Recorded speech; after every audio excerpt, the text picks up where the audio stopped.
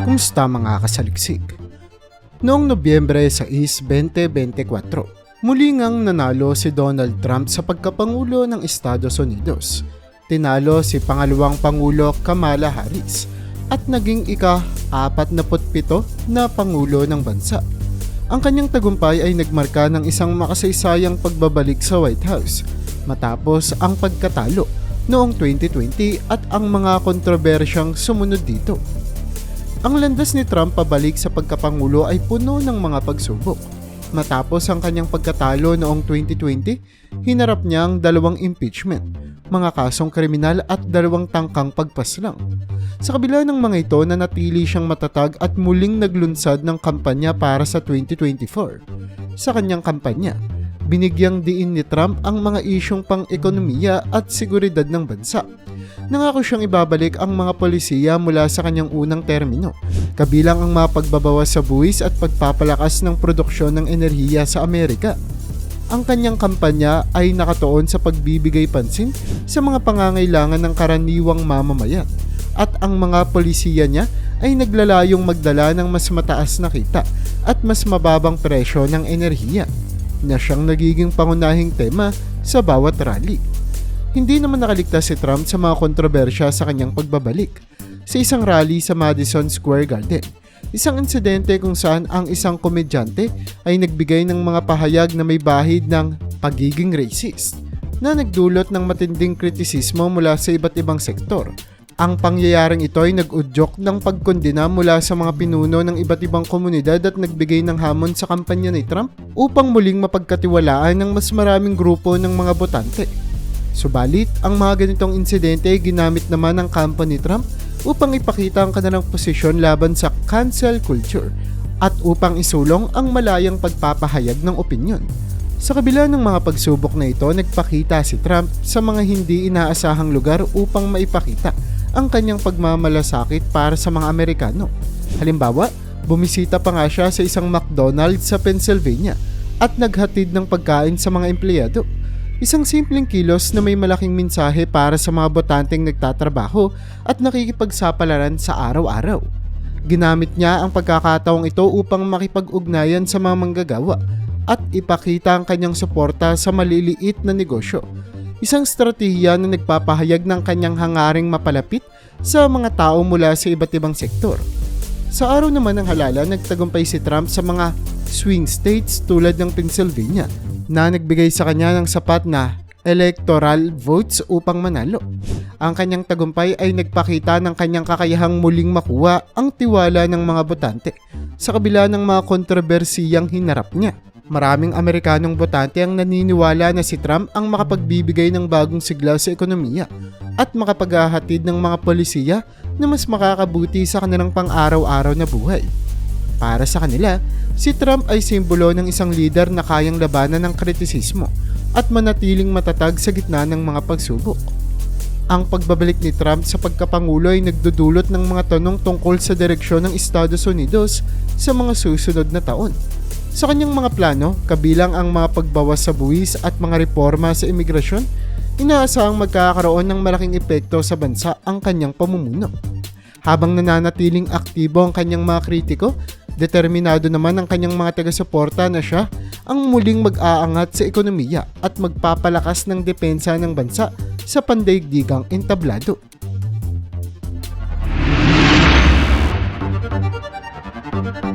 Ang relasyon sa pagitan ni Donald Trump at Vladimir Putin pati na rin ang ugnayan ni Trump sa Russia ay naging sentro ng maraming talakayan at kontrobersya sa pandaigdigang politika.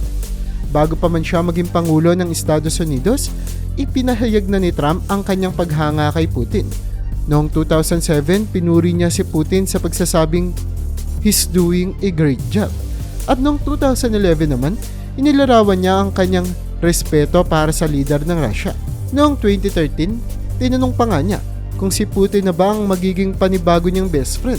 Sa kampanya niya naman noong 2015, sinabi ni Trump na sa tingin niya ay makakasundo niya daw ng very well si Vladimir Putin. Sa kabilang banda, pinuri rin ni Putin si Trump bilang isang talented person. Ang kanilang mutual na paghanga ay nagpatuloy hanggang sa pagkapangulo ni Trump. Noong 2018, sa isang summit sa Helsinki, Finland, nagkaroon sila ng closed-door talks na tumagal ng 2 oras, kung saan tanging kanilang mga tagasalin lamang ang naroroon o yung mga translator. Sa isang press conference pagkatapos nito, tinanong si Trump kung naniniwala siya sa mga aligasyon ng US intelligence agencies tungkol sa pakikialam ng Russia sa 2016 US elections. Sumagot si Trump na wala siyang nakikitang dahilan upang hindi paniwalaan ang bersyon ni Putin. Sa kabila ng konklusyon ng US intelligence na ang Russia ay tumulong upang impluwensyahan ang eleksyon laban kay Hillary Clinton, ang kanilang relasyon ay hindi lamang limitado sa mga pampublikong pahayag. Ayon sa isang sulat ni Bob Woodward, isang veteranong mamamahayag, nagkaroon ng hanggang 7 pribadong tawag sa telepono sina Trump at Putin mula nang umalis si Trump sa White House noong 2021. Ipinapakita nito ang patuloy na komunikasyon at posibleng malalim na ugnayan sa pagitan nila kahit matapos ang termino ni Donald Trump. Sa kabila ng kanilang tila malapit na relasyon, may mga limitasyon din naman ito.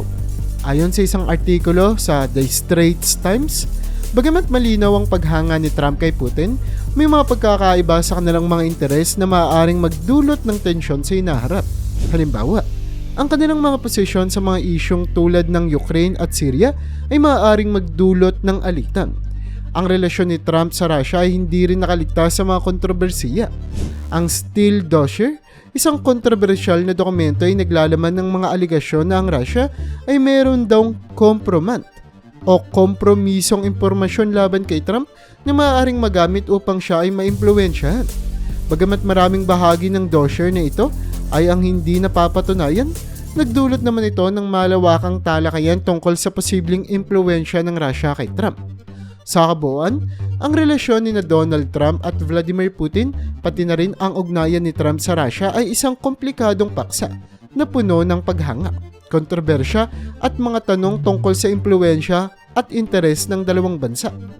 Habang may mga aspeto ng kanilang relasyon na malinaw, marami pa ring bahagi nito ang nananatiling hindi ganap na nauunawaan at patuloy na pinag-aaralan ng mga eksperto at ng mga mamamahayag.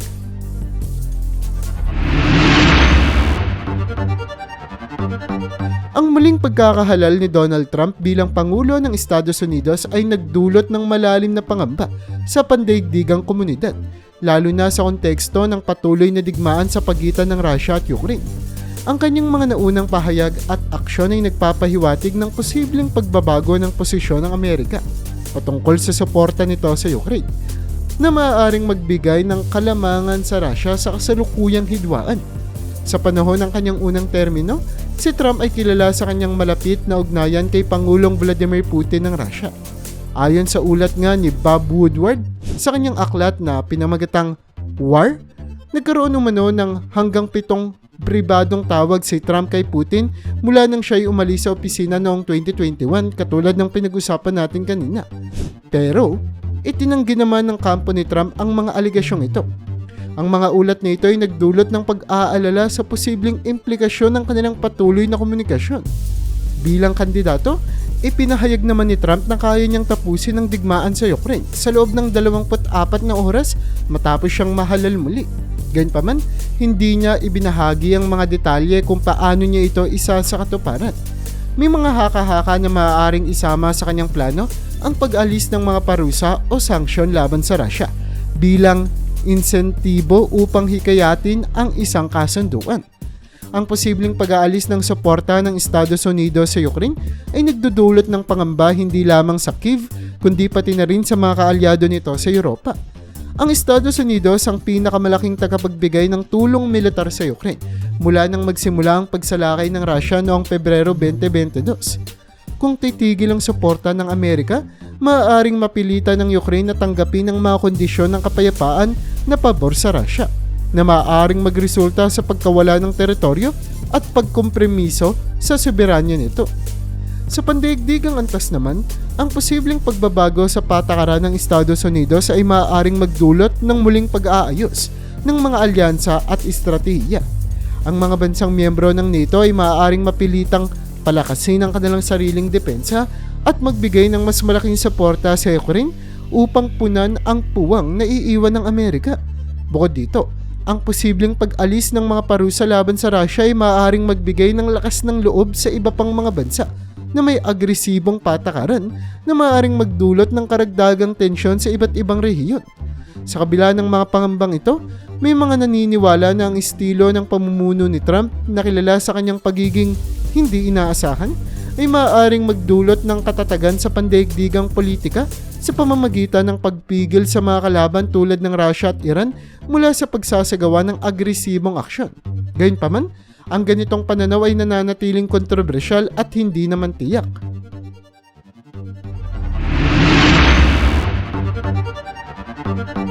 Ang relasyon sa pagitan ng Estados Unidos at Russia ay matagal nang puno ng tensyon at kompetisyon.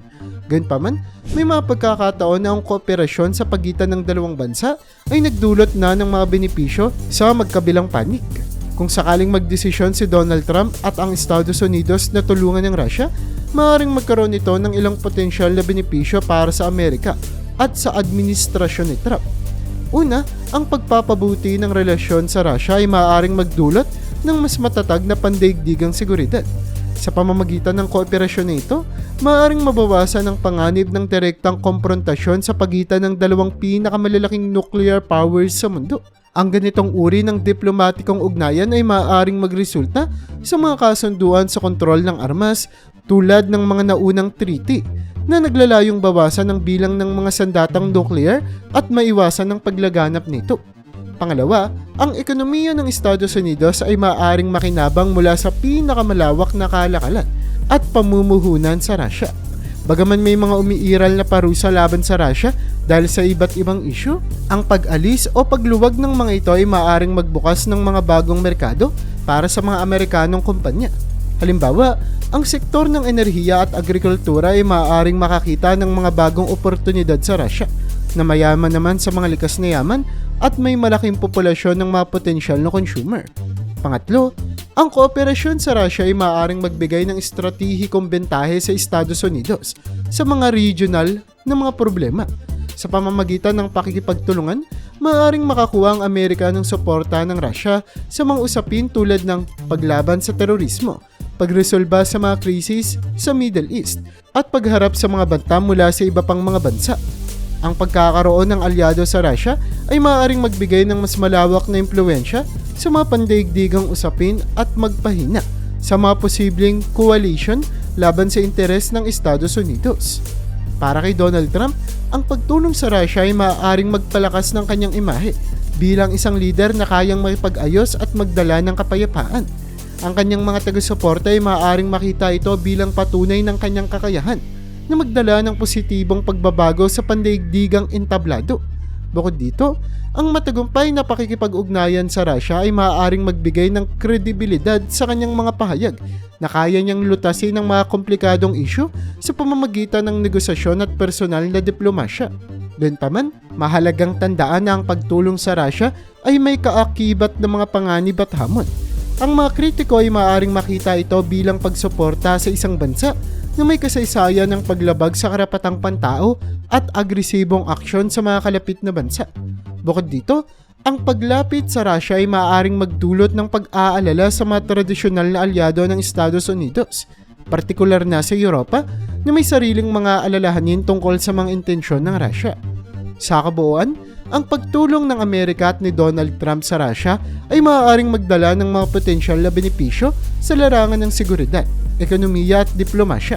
Gayunpaman, ito ay isang desisyon na nangangailangan ng maingat na pagsusuri at balanseng pagtingin sa mga posibleng positibo at negatibong epekto nito sa pambansang interes ng Amerika at sa pandaigdigang komunidad.